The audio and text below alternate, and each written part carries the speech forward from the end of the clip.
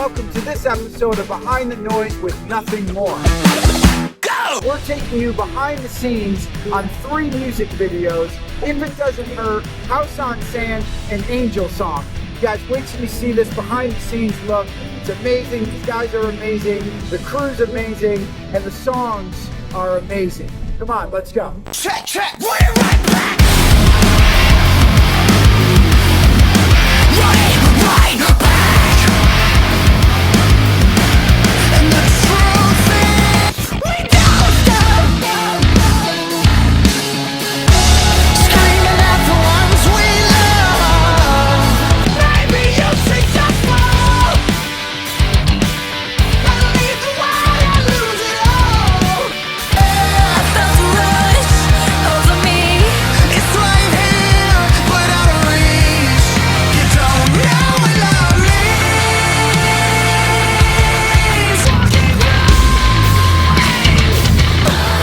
We were never enough, never enough. Are you tired of winning?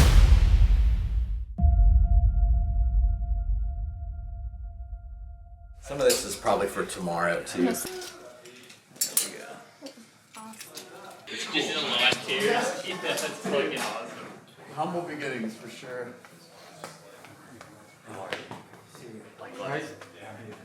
Want me to change anything? Here we are, dude. Back at it.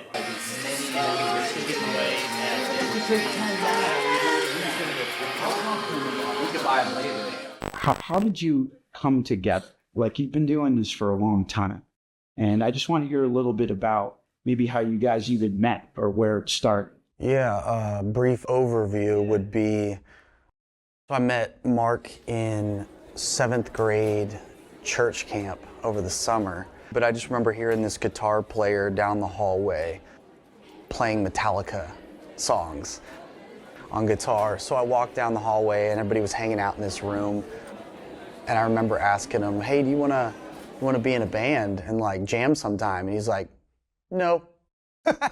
So a few weeks later, or I don't know how long later, he called me up and was like, let's jam.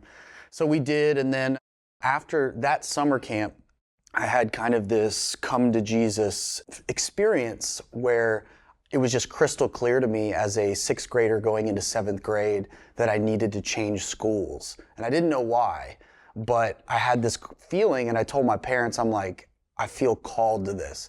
So the first day I go to this new school, I try out on drums for what was like the praise band at this like Christian school. And that first day I met Daniel. He was like waiting on the curb because we both arrived early. And, you know, I can't help but think looking back that it was kind of serendipitous and crazy that he's the first person I met and we started jamming after I got that feeling. You know, that kind of gut instinct to change directions and go there. My older brother was the bass player of this praise band, and he had just graduated, so I was there to try out for his spot. So, okay, so this is post meeting Mark. Yes, yeah. Okay. But it was within like a year or so. So then you went back, so you guys were already playing a lot together? A little bit, you know, we would spend the weekends and have sleepovers and like spend all of our time crafting this one song. And a little background, right? Jonny was the drummer at this point, and I was the singer, and for this one song. And I think we did that for almost a year, and then I got an email from Jonny, and we had another guitar player at the time that was like, you should just focus on playing guitar. So then we started searching for a singer, and after 4 singers, then convinced Dan to join the band. I think you went to a specific show. Yeah, I saw them. They sounded really good. I don't know, it's just something about the whole thing was really moving to me, and I was like, I want to make original music like with these guys. Our previous drummer had basically made a decision to stop touring, and he just wanted to go home. Let's talk about our amazing drummer sitting right here. Yes. How did he Then we got a real drummer. This guy is fucking awesome, man. So, right, immediately, okay, we have a void to fill. You know, we had just done this tour with Shinedown. Things are going well. We have another single that we want to push off of the self-titled record. We have another tour coming up. Yeah, too. yeah, we do. So and there's like a month and a half times notice. So we kind of scramble and, you know, call on our resources, our friends, and So we did these video submissions and had basically like the 3 most challenging parts of songs or whatever to kind of like, okay, we can kind of get a feel for each drummer. Yeah, I got in touch with the manager, Will. Initially, when I heard about it, I didn't know what the gig was, and then found out what it was. Here's what you got to learn. Here's when you have to learn it by. And it was 3 songs. Just send in videos of you playing it like as soon as possible. And so 2 or 3 days, I'd send in the videos. And then within a week or so later, kind of heard like, okay, you're the guy. Can you learn the rest of these and these live pieces? And then in 2 more weeks, you're going to fly out for a pre-production. And there's this tour and that tour. And I said, sounds great. But honestly, the first rehearsal, it's like, I know Dan and Jonny can agree. It's like from the first note, like Ben played, it's like, yes, there it is. There's the pocket. Yeah, you could tell Awesome. like in a few It's like, seconds if yeah. somebody, like we'd have these auditions and you could tell in like 3 seconds if somebody was right or not. Let's talk about the album. How does that process? Is it a collaboration? Does Jonny come in with a lyric or an idea or all the lyrics? Tell me just a little bit about that, maybe for if it doesn't hurt. If it doesn't hurt at all, then it doesn't mean a thing. I never knew that I could feel this way. Every song kind of is created in its own way as far as the spark that starts it.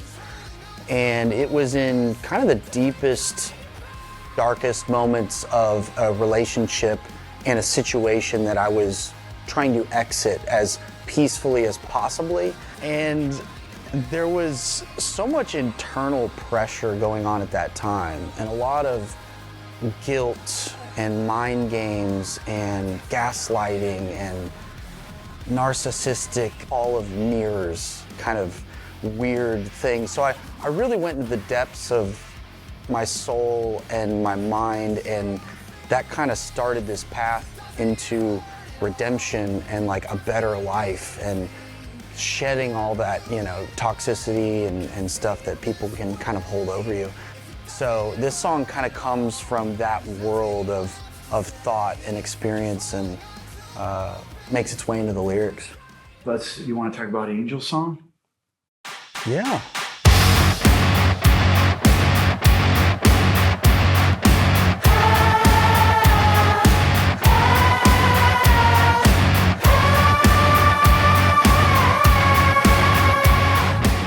When we first started working on it, we were out in LA working with a writer, and I started having flashbacks of an old family friend who had the dream to be an actress and to do all these great things as so many people do when they come out to LA. And she just, I guess, got in the wrong circle of people and unfortunately passed away. And I just had her in my mind, and these lyrics of falling like angels, started circulating, and we started putting pen to paper, and so that's where it started. But then it started morphing into this bigger thing. It just kind of became, rather than focusing on the pain of that and the negative side of that, like focusing on the spirit of the positive side of what I remember of her. And to make that message even more powerful, you have David Draiman of Disturbed on this track. Own us and control us so we don't get in the way. But we get in the way. How did it go? How was the process of choosing this song? Like, did you get sent a bunch and this one struck you? To be honest, the first one that we were talking about doing was a completely different song. And then this one came up, and Jonny sent it to me over Instagram. And I heard it and I was completely blown away by it. I thought it was an instant hook. Yeah. And it connected with you. It's obviously spiritual, but the message, when you get like a track, obviously Jonny and those guys wrote it with an intention or a feeling which made them write that, and then you interpret it your own way, obviously, right, and find the truth in it. Is that the process, or? Yeah, well, this is definitely an anti-something song. Establishment, or whatever you want to call it, which I couldn't be more in favor of in general. So it definitely, it speaks to, and it resonates within me. For sure. That's beautiful. The last thing is, I know that what I admire so much of you, about you, is you're an artist. You're a true artist. You've been doing this a long time. And the way when we just filmed you, you had it inside. And that's from probably performing for years and writing, whatever that truth is in you, if it doesn't connect to the song, it's there, which is special. But you also, you sing, man, you really sing. And that must be tough. Oh yeah. Long hours, long days on the road, right? Oh yeah. That's You have to live like a monk if you want to do it for real. At least I do.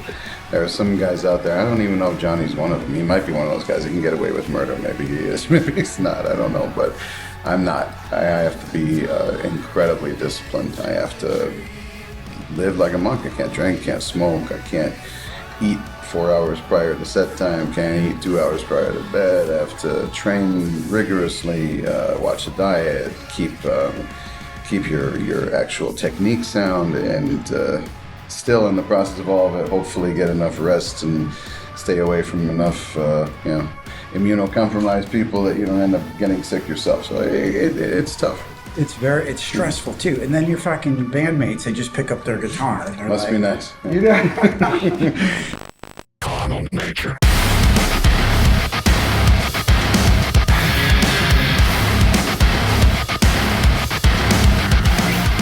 Tell us a little bit about the collaboration, maybe how it came together, and your thoughts on the song. Yeah, I was curious. Like when you first heard it, what came to mind? Did you? I heard it and I took it as like you thought you were living your life one way and you thought you were doing the right thing and you're moving forward, and then some life changing or something happened and it knocked you back down. But instead of like packing your shit up and going home, you're like, I'm gonna rebrand, rebuild, and keep moving stronger. That's kind of the vibe I was getting out of that. And I hope I interpreted it well enough to pretty bring an energy much. to it. Yeah, pretty much, man. Like the song is a big vent, and I hope it is for other people as well. I hope that there's a lot of people that go through that. They have to start over. They go through a divorce or a death or a career change, and it's that starting over feeling. But the best is yet to come, if you believe it. Talk about one other song on the album. I feel like one that we can all vibe on is the song Stuck.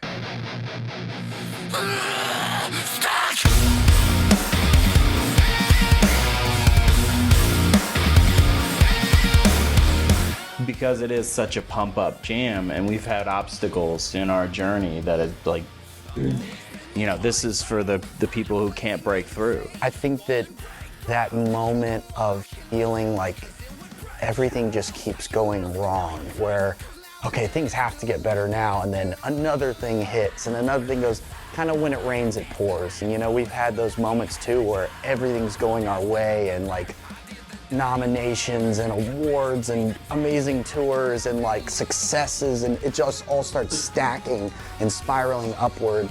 We've experienced the opposite of that as well, and feeling that like, God, we just got to get that momentum back. And so this song is that pointing at the fences and hitting it out of the park, because the main lyric in the chorus is, it's my time.